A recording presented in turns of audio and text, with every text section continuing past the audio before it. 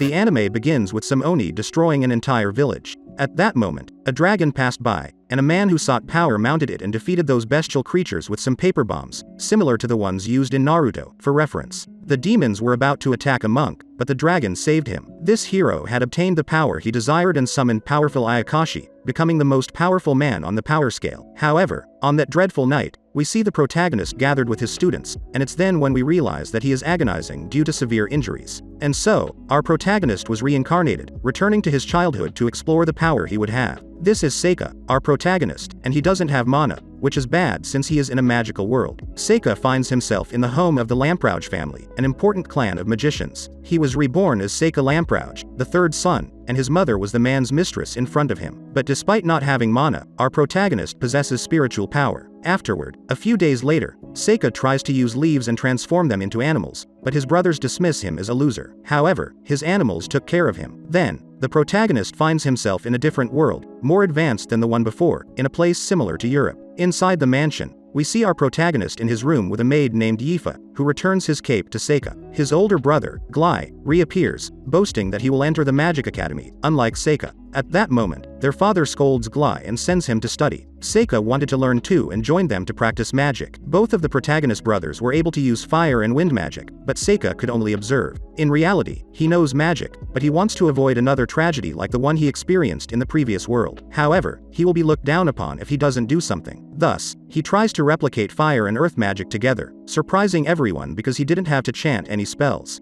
At that moment, their father believes that Seika might be one of those who can use magic without mana, which is possible. His father thinks he won't succeed, but still arranges for him to have a tutor and a chance. Seika must focus on his studies nevertheless and continues observing in secret. Years pass, and he's now 11 years old. He starts to think that in another life, the seal sent creatures to other worlds, and he wants to try sealing creatures again, even if they are weak, as he doesn't want any dangers. And so, a girl appears, addressing him as Lord Haruyoshi. She is happy to see him again. Her name is Yuki, and she rejuvenated due to Seika's power and the world's change. She is willing to help Seika but doesn't want to go back to the other plane, so she decides to transform into a fox, hiding in his head. Later, Glai gives the girl servant, whom he treats as a slave, as a gift and intends to take her to his room at night to take advantage of her. Seika arrives just in time to save Yifa from this bully. Shortly after, they go to the courtyard and find a creature, a cub that was attacked by crows. Seika tries to heal this animal with magic and, to avoid revealing that he uses magic from another world, he asks Yifa to turn around. The girl reveals the name of the protagonist's other brother, Ruff. We also find out that she can see things others cannot. Both of them can see spirits, but she sees something more. The secret of Yifa is that she sees elementals, and they gather around everyone except the protagonist. These creatures can hear Yifa, and Seika thinks it's an incredible ability. He always wanted to meet someone like her. Seika wants to teach magic to the girl, so he tries to get her to replicate it with a fire spirit. He wants her to become an ally in the future. And so, they continued practicing for a long time with multiple spirits. A year passes, and the differences between the brothers become evident. He is the unwanted one. Shortly after, Glai challenges him for not being the legitimate heir, but we see that Ruff has a kinder demeanor, as if they were polar opposites. At that moment, a servant alerts them that a monster has arrived in the village and is heading towards the mansion. It doesn't take long for the creature, the ancestral Triton, to arrive. Everyone escapes except our protagonist, who is worried about Yifa. However, she managed to defend herself for a while with the fire spirits, and the creature kept following Seika. He defeated the creature with a deadly spell that was lethal for the monster, and everyone in the mansion, except Glai, celebrated his achievement. Seika believes that this will be the beginning of a happier life than the previous one. His father arrived just in time to witness the scene. Later, they compensated Seika for his incredible achievement. Ruff praised him, and Glai looked at him remorsefully. His father said that Seika could do whatever he wanted, so he asked to enter the Magic Academy. His father agreed, knowing that Seika had been making an effort since the last time he asked. Moreover, he wanted to take Yifa with him. His father refused at first, but Seika said that he would prove he had magical potential. He asked Yifa to shout Piranata to display her magic, and she showed an amazing ability. After this, Glai started throwing a tantrum, saying that Seika would break the family tradition of only one person following magic. He said he would send the army after Glai because he saw him as a disappointment, unlike Seika, who had bad company. Seika was challenged by Glai to defend his honor, and they would follow the Empire's rules, no using swords or mid to high level magic. Later, Yuki appeared, asking if he would kill Glai. However, Seika told her to stop talking nonsense. Right at that moment, Ruff appeared. Ruff wanted to wish his brother a happy birthday and gave him a crystal feather as a gift. He also apologized for not being kind to him all these years and expressed pride in him. Ruff asked him to hold back tomorrow so that Glai wouldn't feel bad. Seika told him to become a great ruler. Yuki appeared and despised Ruff's gift, and Glai tried to attack Seika by casting an air spell into his room. He wanted to fight at that moment and not wait until the morning. Glai was furious about Seika's achievement and wanted an all-or-nothing fight. He replicated the spell Yifa had used before, but Seika wasn't harmed. He created a barrier. His irrational brother attacked him with all he had, going mad in the process. In response, Seika used a talisman that paralyzed Glai and used some kind of voodoo magic to make him feel pain. He made Glai suffer so much pain that he surrendered and fell unconscious, ensuring he would have to admit defeat for the fight tomorrow. Yuki thinks that Seika should kill Glai and insists on it, but Seika wants to keep his promise to his older brother. For months, Seika had been preparing to face the Triton. He had summoned Bonzo, a giant cyclops, who brought the giant Triton so Seika could put on a show. He had researched all the creatures and used a magical barrier so that no one could see his summoning. The Triton got out of control, and that's when his father arrived, but everything went as planned. Yuki believes that humans are weak, but Seika says that they killed him the last time. He wants to become one of them in this life and not fail. Time passed, and both bid farewell to Ruff as they prepared to go to the academy. They both studied late into the night, and now they have a 7-day journey ahead. Finally, Ruff asked them to visit him from time to time, and they said their goodbyes. In the carriage, Seika gave Yifa a necklace, and she felt grateful. The necklace had magic stones to attract elementals. Seika wanted her to be able to use magic more stably, and both of them were excited about the new stage approaching. During the journey, Seika felt unwell, but they were close to their destination, Lodonia. The boy's father was keeping an eye on his arrival, reminiscing about the day the boy was entrusted to him. Seika was the son of his brother Gilbert, who had disappeared on his adventures when he reached the demon domain. He was aware of Seika's potential and speculated that Gilbert might have had a child with a demon. He knew Seika didn't use normal magic and combined elements in a strange way the 2 times he used it in front of him. He laments Glai's situation but believes that the army could corrupt Seika, so he prioritized sending him to the Magic Academy because Gilbert said it was a good place. In the city, both of them arrived at a place and were in the same room at times, but Seika said they would have separate rooms, making Yifa feel sad as she now wanted to get closer to him as her master. Thus, he made her feel down and went to look for easily digestible food to spend time together. Yuki realized that the girl was in love with Seika, but Seika is simply clumsy when it comes to love. Yuki boasts that, despite not being human, she knows more about love than her summoner, who is truly clueless. Seika doesn't understand girls, and the Ayakashi tells him that he should study them, though our protagonist isn't interested in that. The next day, they went to the Magic Academy, and the girl was amazed by the place. Meanwhile, Seika noticed that there were powerful people in the academy, but he thinks it's normal. At that moment, they are called for the exam where they present themselves, and Seika is easily recognized by his family name, although they don't know that he doesn't have mana. Then, Yifa presents herself as the protagonist's slave, and they measure her mana. The magical elements in this world are water, fire, wind, and earth. There is also light and darkness magic. Our protagonist says it's similar to how it was in his previous world. First, we see the servant test her magic in the sphere, and she has a weak affinity for fire and wind. Now it's Seika's turn, but the sphere doesn't react. He reveals that he has no mana but can take the exam despite that. Everyone is surprised and starts saying that he got in because he is a noble. Yifa gets angry at the others.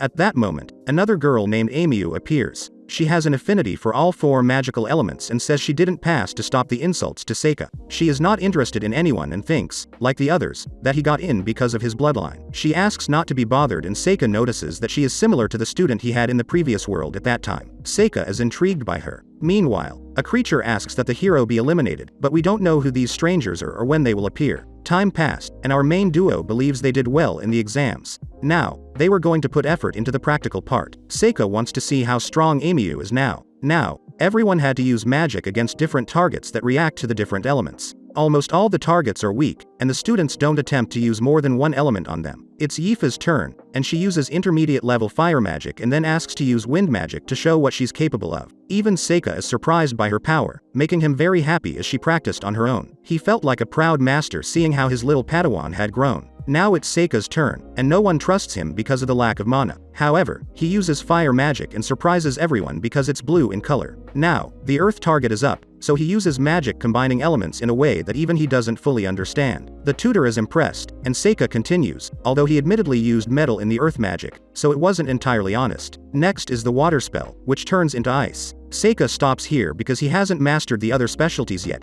After all, he's just a child in this world. Yifa is happy that he managed to surprise everyone. Later, the teachers talk, and they find it surprising that the 2 with the least potential surprised them the most. Although Onmyouji left them speechless because she can control every element, they think she might be the heroine from ancient stories, the one who will defeat the approaching demons. The next day, they see the rankings. Seika got 3rd place, and the funny thing is that Yifa placed above him, which frustrated him. Clearly, Onmyouji was the best. Seika wants to go after her. 3 days later, they receive an invitation to the academy for official enrollment. The day of the entrance ceremony arrives, and Yifa feels uncomfortable because her skirt is too short. She's intrigued about how she'll fulfill her role as a servant when they're separated, but Seika tells her not to worry and that here, she's just another student. Seika noticed elementals nearby, dark ones, and there was a magical circle from some ritual. They steer clear to avoid risks. Later, they attend the welcome party and eat together. When Onmyouji goes up on stage in front of everyone, she declares that she wants to become stronger, to surpass everyone. Suddenly, lesser demons appear. They seem to be searching for something, and Onmyouji defends the students. These demons are suspicious and act as a distraction to cover the summoner. So, Seika tells Yifa to escape if necessary and goes after the summoner. Seika arrived in the area to face this horned beast,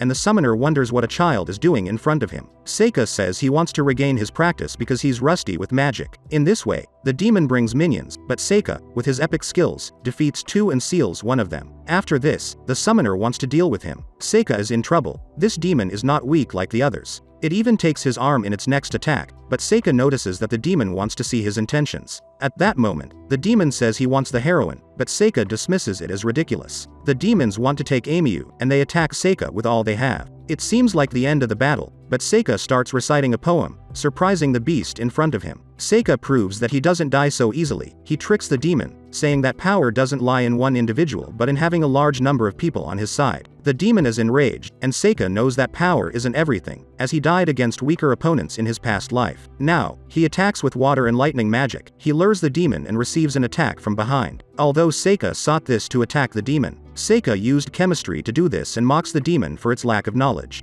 The demon believes it has a chance, but it's actually a feast for our protagonist's servants, a sealed creature, the dragon. This dragon devours the demon as if it were nothing, turning it into mush. But now the dragon wants to escape. This is beyond Seika's control. The creature tries to attack him, but without success, saying that it's weak compared to other creatures. Yuki arrives with the protagonist at that moment, and we learn that he died 3 times thanks to her. She is also surprised that he knows poems now. Now Seika is back with the others, and Onmyouji takes care of everyone. He knows that being the strongest is not necessarily the best and that he wants to serve the strongest. This way, he can live a happy life. He knows that the demons will return, so he prepares for this. The issue with the demons is forgotten after some time. A month has passed since they entered the academy. Seika still wants to be a sidekick and be friends with Onmyouji, the strongest. So, he tries to talk to her, but with no success. However, Seika currently doesn't know how to make friends. A while later, a vase with green liquid falls on the main duo, or almost, because they teleport. The barrel was from Professor Cordell, and he apologizes to both of them. The vase had monster blood, and he was trying to levitate it, but that kind of magic is not his main talent. After that, they go to class with Karen, as they are going to celebrate the school anniversary. The teacher asked for help from the 2 best students for this event. They must make a list of students in the forest, and Yifa refuses to go at Seika's request. Although the teacher disagrees, Seika continues to act arrogant because of his interest in becoming friends with Onmyouji. Later, he apologizes to Yifa for that, and we see that they both know about the demon issue now. Yifa thinks that Seika might have feelings for her, but he says he only wants her friendship because of the power she has and doesn't want Yifa to get hurt because of her strength. He also promises to treat her better. Days later, they hold the ceremony in the forest, and Seika and Onmyouji talk. Onmyouji thinks he's a pervert who wants to be with several girls until she gives him a headache. Seika finds a mark on a tree trunk, and that's why they end up in an unknown place with snake-like men or lizards. Onmyouji quickly attacks them with a fireball spell, defeating the first wave of enemies. However, behind her, there was a troll, but Seika saved her. They were in some kind of dungeon. Now, they try to find the exit, but they can barely see in this environment, and most adventurers don't survive in these types of places. Seika illuminates the place with talismans, making both of them feel that they will survive there. Onmyouji still doesn't want to interact with others, so they continue exploring the dungeon to get closer to the protagonist's summons. At that moment, demons approach, and Onmyouji easily defeats most of them, but one surprises her as she left herself open to attack. The demons were about to kill her, but Seika fights them by summoning a centipede, winning the battle impressively. When Onmyouji wakes up, she no longer has a headache thanks to a talisman from the protagonist. He protected her with a magical barrier, and apparently, she has felt this headache since she entered the academy. The girl undresses in front of the protagonist to see if there's any mark, but he thinks it might not be visible and ends up embarrassed. The protagonist thinks it's a curse. Seika asked Onmyouji for a strand of hair to break her curse, and in case the talisman breaks, she'll ask for another one. After that, Onmyouji keeps insisting on Seika's relationship with Yifa. Seika avoids all her questions, even after she tells him that Yifa has feelings for him. He sees Yifa as family because she was the only one who treated him well since he was a child. Onmyouji is surprised, and we realize that Seika doesn't want to get close to anyone. Then she reveals that her mother is one of the guild leaders, and her father is an adventurer. Seeing her discomfort, Seika changes the subject, but with no success. She then shares that she went on an expedition where half of her group died. She was happy, but no one wanted to form a group with her because they thought she was crazy and only wanted to fight. Even in the last encounters with creatures, she enjoyed herself. Seika changes the subject strangely, saying that every living being wants to leave descendants. Seika believes that she hasn't found her environment to socialize yet, so he tries to get closer to her. To conclude the conversation, Seika says that besides talking about fights, he likes to talk about relationships. This angers Onmyouji, but she's grateful that someone listened to her. They then start moving to fight many creatures throughout the dungeon. In the end, there was a Naga, a very powerful creature. In case things go out of control, they will escape from there. They start fighting the beast while Seika casts very powerful spells. The serpent attacks the protagonist consecutively. Then, Onmyouji attacks, but the protagonist throws an attack to neutralize her and make her deliver the fatal blow. The girl is happy to defeat the boss and hugs Seika, making him happy with her strength. Now, they will find the exit, and on the way, they find a sword stuck in a dragon's hand. Onmyouji keeps that sword, and there was also a ring. After that, they agree to explore another dungeon together. The teachers were amazed by the story, although the kids left out the details. Besides, everything was planned by Cordell, and the protagonist found out. The professor performs a ritual to hinder Onmyouji, and Seika knows everything. Cordell hid his true form, and Seika scared him with his knowledge. This problem was caused by a human who sided with the demons. This guy cast complex spells to bother Onmyouji, and he was very intelligent. This magic kills someone as time passes. Now, this sorcerer will attack the protagonist to avoid revealing information, but before he does anything, the protagonist revealed that he redirected the curse to a talisman. The guy was astonished by the protagonist's summoning ability, and now the curse was transferred to him. The guy doesn't understand anything. This guy from hell was about to die since Seika can reflect this magic, as he is an expert in curses. Thus, Seika ended his life. Later, the protagonist gives Onmyouji the dungeon ring. He wanted to strengthen his friends, who now get along well. A year passes, and the main duo helps Onmyouji pass the year. She almost repeated it. The three of them now go to eat together. A year has passed, and there have been no more attacks. The vice director approaches them and tells the protagonist to go to the office with Yifa the next day. None of them have seen the director before, and they even thought she only gave the name and never appeared. They arrive at the office moments later, where an elderly woman awaits them, who immediately notices Seika's potential. We also discover that the director is a half-human. She feels insulted and asks Seika not to refer to her that way. Seika apologizes, and the lady compares him to his uncle. She then asks him to participate in the combat tournament in the capital, and Yifa will also go. They called another girl named Mabel Crane, a new student, and now they must decide whether he or Yifa will go. Upon learning that Onmyouji wasn't chosen, she gets upset. The academy never participated because they didn't allow magic before. They will be sent to improve the school's reputation because the older students are busy. Due to Seika's good reputation, he was chosen, and Onmyouji was ignored. Onmyouji is not interested in becoming a guard, as she wants money and has no interest in the opportunity to be part of the royal guard. She prefers fighting monsters, and Seika says he wasn't chosen because he's not very strong, according to him. They say the competition can be lethal because there are many crazy people who won't hold back. They believe that Mabel, the girl they don't know, might be royalty. Even Onmyouji says that she might withdraw.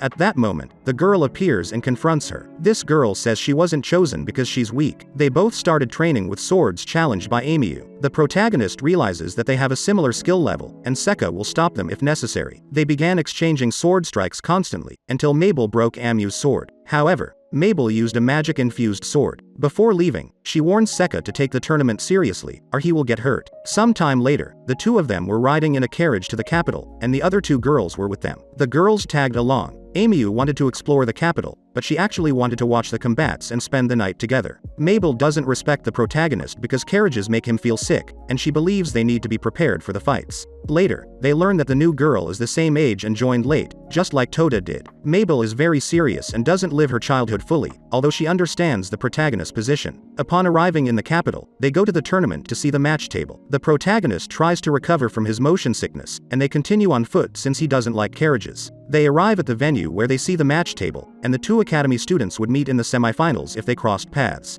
After seeing the table, the protagonist leaves to rest, while the girls go to explore the city. The protagonist secretly wants to investigate why they sent him instead of Onmyouji. The tournament is about to begin, and they give amulets to avoid being included in the competitors' selection. Seika is the first participant, and on the other side, Dennis Regan enters, a disowned guy who uses his surname to spite his father. He challenges Seika because he thinks he's pathetic. The protagonist wanted to finish this enemy quickly as he felt unwell. When Dennis lunges at him, he throws him out of the stage. Seika wins quickly. After retiring from the combat area, the protagonist talks to his Ayakashi, who worries that he might spend too many talismans. The protagonist prioritizes the tournament. Now the combat between a guy named Ford and another guy named Kyle, who is a guild guard with limited information, but the protagonist gets the vibe that he might be Gly, begins. This guy paralyzes his opponent and kills him cruelly. He's a crazy and out-of-control person, and some people support him. Seika suspects this guy, who seems to be a user of the evil eye. Several combats go by, and now Seika starts his second combat against a giant golem. He decides to summon a creature to defeat the golem, giving him an easy victory, surprising the audience as he forces the girl to surrender. Seika cheated by using a summoning that no one noticed, and Yifa is now worried about him. Onmyouji asks him if he'll become a guard if he wins, and he says yes. Seika might win, but he pretends that it will be tough. Now it's Mabel's turn for the second round. She faces a magician who throws stones at her, but she slices through everything he throws.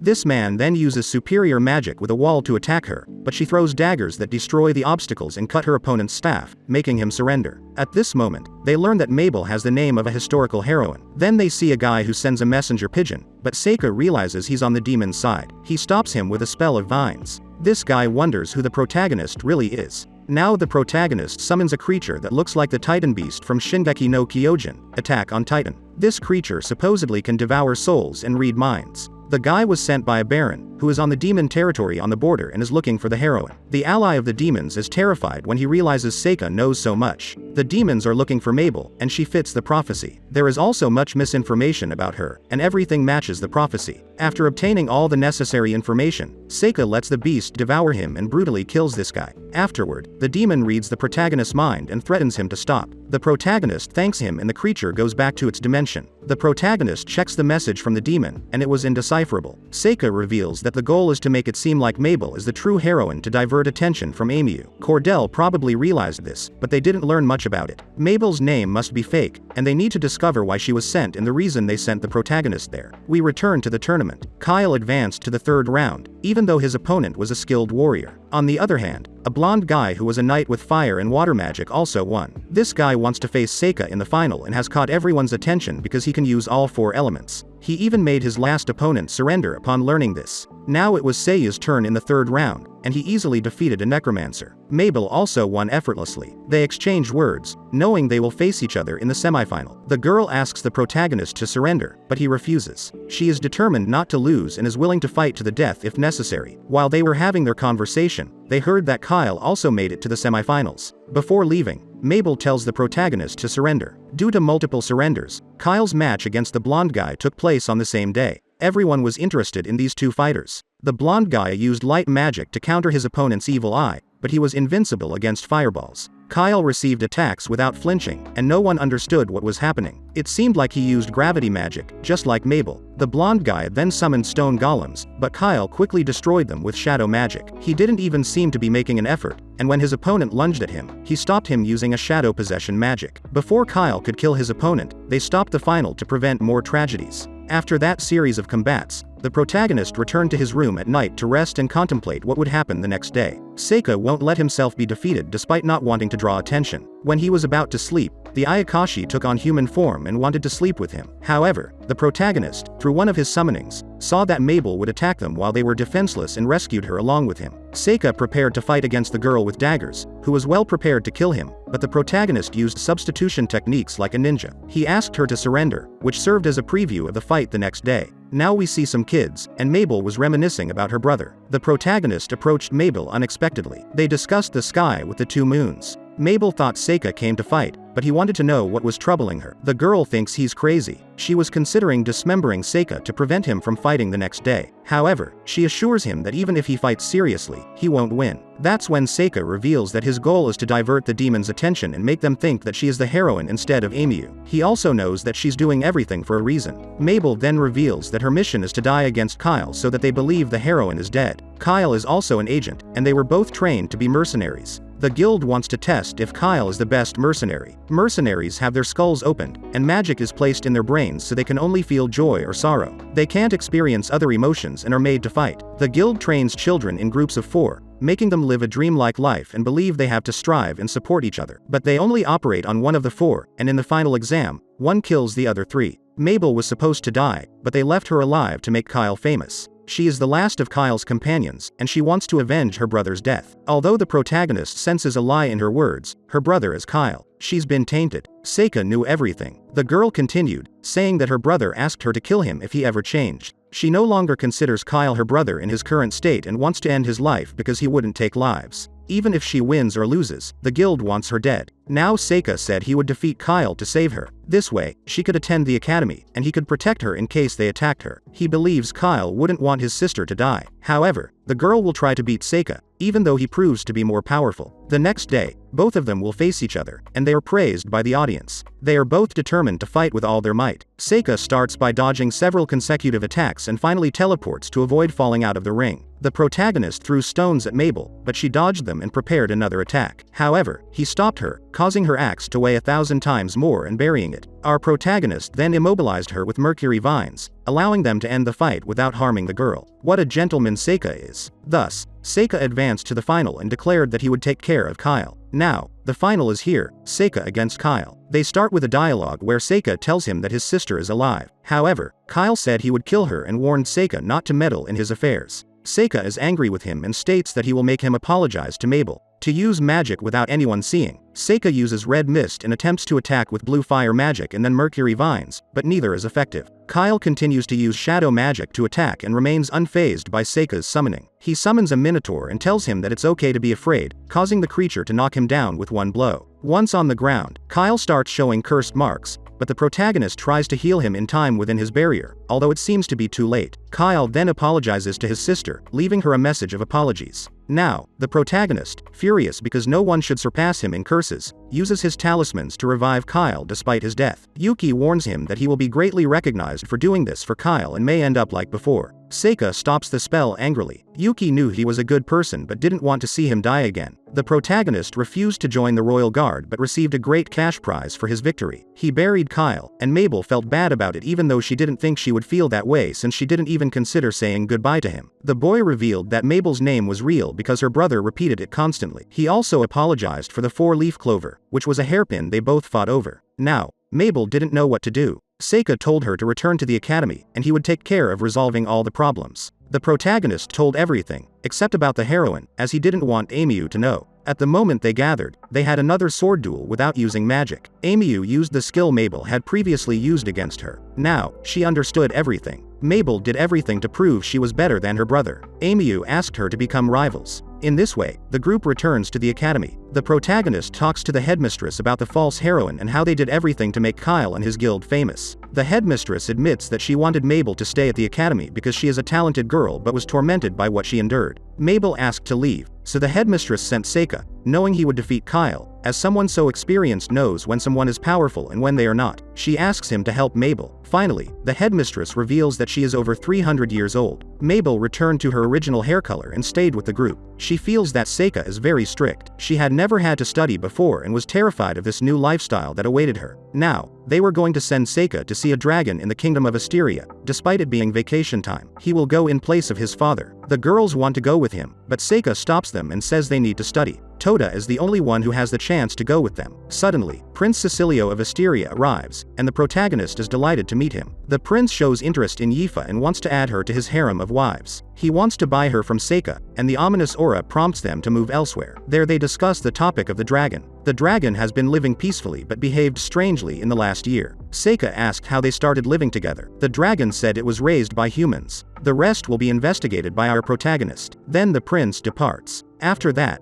the girls intercept the protagonist because he would let Yifa go if she wanted to join the prince's harem. The girls ask him not to even mention such a possibility to her, as it would only hurt her. After 2 days, the two heroes set off on this adventure. The protagonist still cannot tolerate carriages. Yoga is surprised that they live with the dragon and dreams of riding one. The prince invited Yifa to ride in the carriage and tell her more about dragons. This is when the protagonist becomes somewhat jealous because the girl is happy that someone so important considers her a good choice. After 9 days, they arrived in Asteria, a beautiful place. However, since the dragon is not at peace, negotiations became complicated. Someone then scares the dragon with a lava tiger that got out of control and now attacks Yifa. But our protagonist won't allow them to harm her and protects her with ice magic. Finally, he uses a talisman to stop the creature that went out of control from an invoker. This mage is called Zect and says that the dragon has been out of control since Cecilio left. This guy was a leader of mercenaries they had hired. The prince introduced both of them, but the mercenary is suspicious that a child can do anything, and Seika does not trust mercenaries. Cecilio believes they should kill the dragon. However, Seika says the tiger will only scare it away and it will end up attacking another village. The mercenary gets angry about this, and they start arguing, making mutual threats. Cecilio then sends the mercenaries inside. Seika now asks if the queen agrees to the dragon's killing since it is an important symbol of the place, but Cecilio says it's none of her business, and they will understand in the city why he did it. Seika apologizes and then gets angry at Yifa for not defending herself, saying he won't always be there to protect her. Yifa starts crying, and Seika remains tough with her. Cecilio understands the girl and tells her not to let it affect her. However, Seika tells him not to meddle and continues talking to Yifa. He tells her to defend herself next time or run to seek help quickly. She says yes quickly, though she feels bad. The protagonist is aware, but he thinks he must give her a push. He did it for the first time when he lost an apprentice and sealed that creature until today. He wants to prevent Yifa from going through something similar. The next day, they checked books with information about the dragon. They learned that something similar happened 150 years ago. The only thing they know for sure is that the dragon was there but not in the way it arrived. They say that dragons' behavior changes suddenly when they have offspring. 50 years later, the female dragon died. In this way, Seika says he will go to the mountain to find the dragon,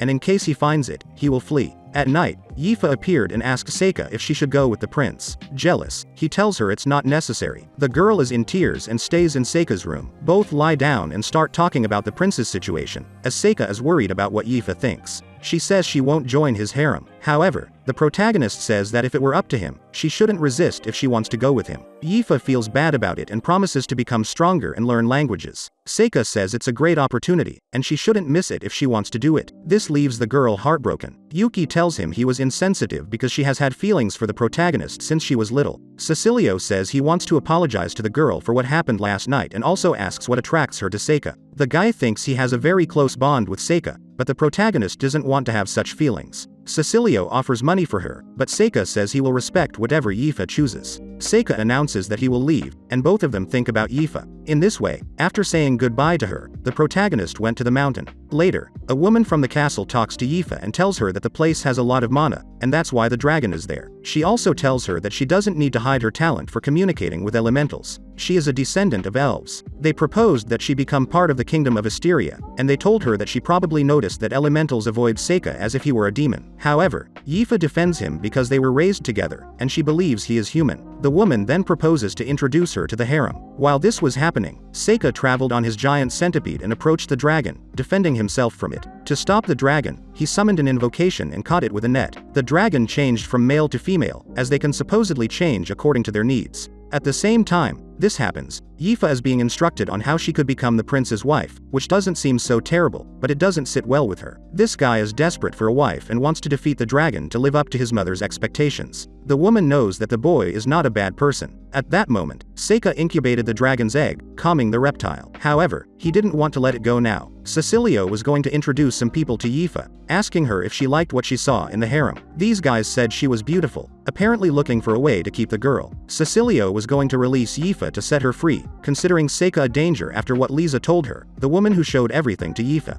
The servant disagrees with being free from Seika, but they force her to put her fingerprint on the release contract. Yifa was going to defend herself, but Lisa immediately stopped her. In this way, they obtained the girl's blood, which they were going to release. But Seika arrived with the dragon just in time. He befriended the dragon, leaving everyone surprised. She went to ride the dragon with Seika. In the castle, he asked them to use fire so that the egg could open at some point and keep the dragon calm. In this way, Seika fulfilled Yifa's dream of riding a dragon, and she was grateful for being rescued in time. When they arrived at the nest, the mercenaries attacked again. They wanted to take the dragon's egg. Yifa, at that moment, said she wouldn't be paralyzed again and sent that lava tiger flying. Seika was astonished, and the mercenaries attacked together, but Seika used white fire to turn the lava tiger into ashes. When the mercenaries were going to continue attacking, the mercenary insisted on destroying the place. But Yifa incinerated the type that released that kind. Seika was happy that his apprentice used water magic. When they returned to the city, Cecilio was surprised about the situation with the mercenaries. Seika reported how he stopped the giant reptile and discovered that the stories of the dragon hatching the queen were true. That is the reason why the dragons protect the city. So he asked Cecilio to take care of the dragon's egg, but Cecilio said he couldn't persuade the empire. Cecilio goes crazy and says he will kill the dragon, or else he won't achieve anything and won't become the next king. He is nervous, and they arrest Seika for not going along with it. He still wanted Yifa to stay with him. This guy is getting worse every time. But the protagonist finally reacts to stop this pervert who only wants Yifa. He tells him that he is a disgrace and immature, and he seeks to hide in the achievements of others. Besides, he won't leave Toda for him. Lisa stopped all this and told Yifa to express her opinion. She doesn't want to join his harem, and the guy is frustrated. Lisa thanked them for everything they did for them and discovering the truth about the dragon. She also apologized for the immature boy. After this, Lisa talked to Yifa and said she knows about her feelings for Seika, giving her some light elementals to use healing magic. She reminded her of the elven princess in an ancient story and wished her luck on her journey. In the carriage, Seika talks about Yifa being an elf descendant, and he is doubtful whether to talk to her about knowing how to summon creatures. Then Seika asks her what kind of person she would marry, practically describing the protagonist. After that, we see that a man destroyed an entire village, and only one summoner survived. The attackers were apparently from the demonic faction. The summoner was terrified because they killed his creatures and then him cruelly. These demons want to kill the heroine like all the others before. Returning to the protagonist, we see how he wants to introduce Onmyouji to his family, but Mabel also goes because why not? At home, they are received by Ruffed, and they meet Glai, who wants to confront the protagonist. Onmyouji faces him, but she loses due to this trickster's traps. Thus, they were going to face each other until the Princess Sandafiore appears. She was taking care of Glai. On the other hand, we see that due to this girl, Onmyouji was called to that place. It was not Seika's idea. It was just a whim of Fiore. So, Seika's father later thanks his son for the dragon matter, and his mother speaks to him for the first time, although not too much. Later, the red-haired girl tells the protagonist that she wants to become an adventurer, so after finishing the 3rd year of the academy, she will leave the place. Yuki talks to him at that moment and tells him that he doesn't have to become the most powerful again and that she can take his place. Later, Onmyouji becomes jealous of the princess hanging around the protagonist, but they draw attention by using magic to defend Fiore, so Glai suggests leaving the place. Later, Seika talks to Glai about the hidden power of the priestess, who can see the future, but she is political and has a hidden agenda. Seika wants to know if the future she envisions can affect her friend. Later, Fiore and Seika make a bet while playing chess. During the game, they talk about politics and her experiences seeing the future. She wins the game because of knowing the future and wants to save someone from a tragic fate, clearly referring to Onmyouji. The group of demons continues its way toward Onmyouji. Going back to the protagonist, he is ambushed in the middle of the forest by bandits, who capture them alive. The princess wants to use the criminals to claim that she was attacked by other politicians. Upon arriving in the city, the princess says that she will stand by Seika and will never betray him. On the other hand, the demons are getting closer and closer. So, yes, we're entering the final stretch. Seika now accepts to represent all the students at the enrollment ceremony, although he knows that this may attract attention. Yuki warns him about this, but he thinks that he can be strong now, not afraid of dying. Seika says he wants to be a normal person, but he must face whatever comes against him to achieve what he wants. Although he will handle everything astutely and without being discovered. The demons arrived at the magical city and were scared by the large mission assigned to them. They will start the killing and go after the heroine, even though they might not find her quickly. The demons wanted to return home together and were eager to cause chaos. They seem to be a friendly group, although clearly they are not as seen before. As these demons teleported, they arrived in a red mist, and the demon was deceived by a magical illusion. All the demons were trapped in Seika's trap. These demons remained calm upon reaching the combat area. The red mist kept them distracted. Seika used illusions on several of them. First, the red demon met Mabel, who laughed at her, and they started fighting moments later. The battle was intense, but none of them were weak. Additionally, the girl used black whips against him, but it was not very effective since the demon resisted magic. Mabel was about to be crushed, but she was transported by one of the protagonist's talismans. The leader encountered the rest of the demons and noticed Seika's talismans, sensing something strange. Thus, they were going to retreat, but Siva appeared in front of him with a poem and confidently faced the demons. Without pause, she beheaded the red demon in front of our protagonist, leaving the demon leader terrified, asking them to stop attacking. The next to fall was the female demon, who ended up having a heart attack. One of the demons summoned a creature, the rabbit, and tried to talk to the snake, but it ate him. The demon leader knew from the beginning that it was a bad plan to come to the city, and he was terrified. The demons tried to save each other, and Seika knew they came for Onmyouji. The demons knew that the protagonist was a demon king, reincarnated and on the side of humans, so their leader wanted to protect one of them to escape. However, their attempts were not very useful. Although one managed to escape, and he couldn't believe that Seika was a demon king, although his escape didn't get very far, he was going to die very close to the area. Yuki is terrified by Seika's power, but Mabel suddenly appears, still terrified that the guild is still after her. Seika revealed that they came for Onmyouji, and he already defeated them, but he asked her not to reveal anything. At night, they talk about the speech that Seika will give in front of his class. Onmyouji is still unaware that the demons are coming for her, but suddenly some knights arrive after her. The knights blame the girl for killing a demon emissary, although it was clearly Seika who did it. The knights want to take Onmyouji to the capital, but they are afraid to arrest Seika because there are many noble children in the school. However, Seika told them not to worry because she is innocent, and they will release her. In the headmaster's office, Seika and the headmistress discuss the matter of Onmyouji. They know that the corrupt ones want to kill the heroine. Not everyone in the empire agrees with what is happening. Seika pressured the headmistress because at this rate, Onmyouji will die, and then he left the office.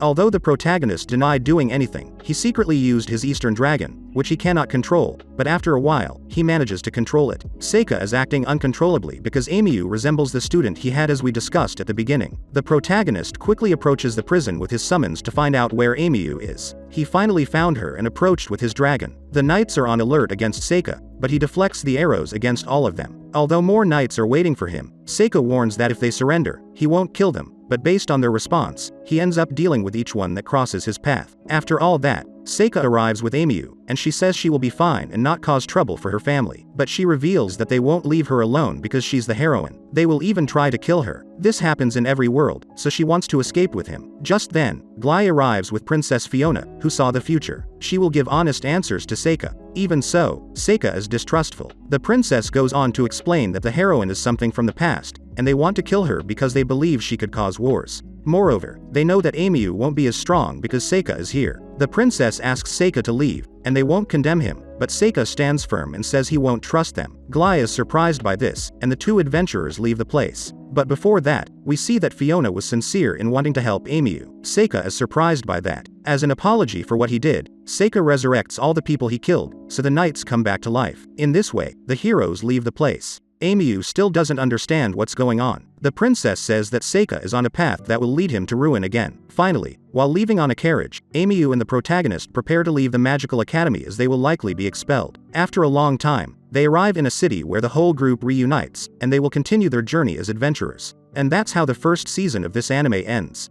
If you've reached this part of the video, let me tell you that you've been one of the few people to make it this far. So comment the word exorcist in the comments. Remember to subscribe to not miss any videos. With that said, see you in the next video.